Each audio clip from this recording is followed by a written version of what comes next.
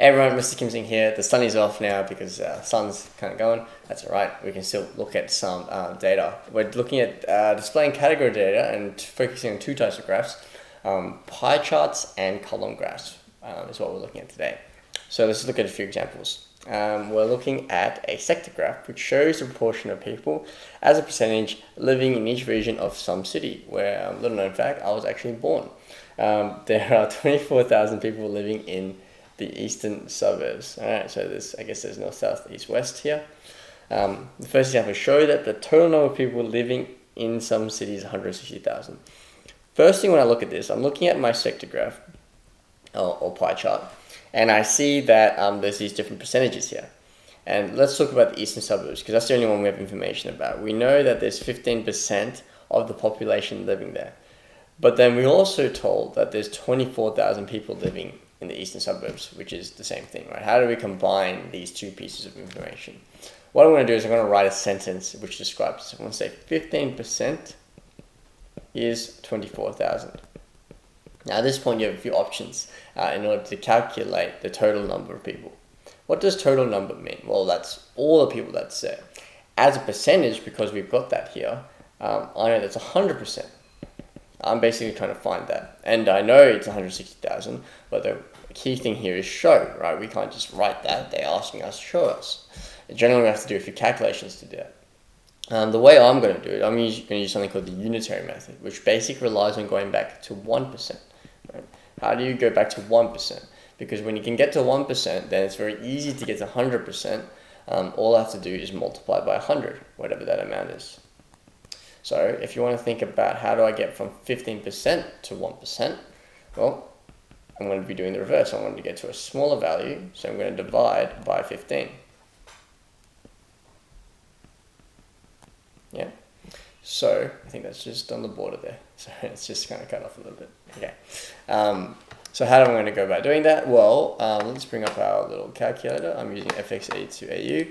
And what I'm going to do here is I've got 24,000 and I'll divide that by 15, and that gives me 1,600. So I know that 1% is 1,600, and then like I said, all we have to do is multiply that amount by 100, and that gives us the 100%.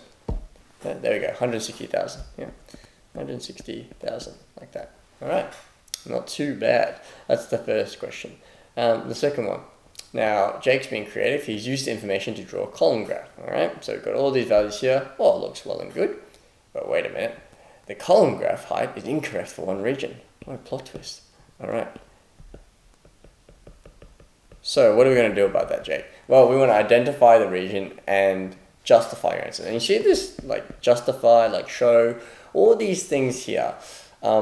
In mathematics, when we're asked to do this, we're not looking for like long paragraphs and super extended responses. Sometimes less is more. So you want to make sure you're kind of brief, but also you're actually to the point. You're actually talking about what's relevant. You need actual, generally we need calculations. You need to use some calculations to justify this.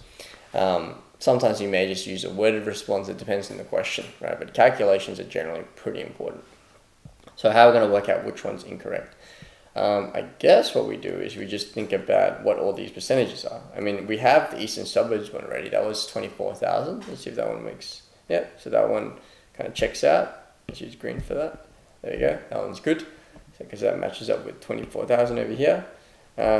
Which one can we check next? I guess we can check western suburbs because that's kind of the one next to it. So western suburbs, in order to check that one, I need 10%.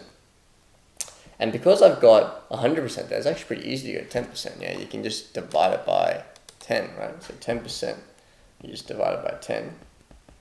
I'm cutting it off again, aren't I? There you go. 10% is, so we take 160,000, divide by 10, and I get 16,000.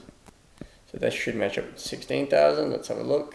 Oh, no, it doesn't. So we got on the first go, it's very lucky. Because that only matches up with 12,000, so that's no good. So I guess our response would be the western suburbs is 16,000. Right? Now, I guess we got lucky with doing it in the first go, but just for good measure, let's check the other ones. So southern suburbs was 30%.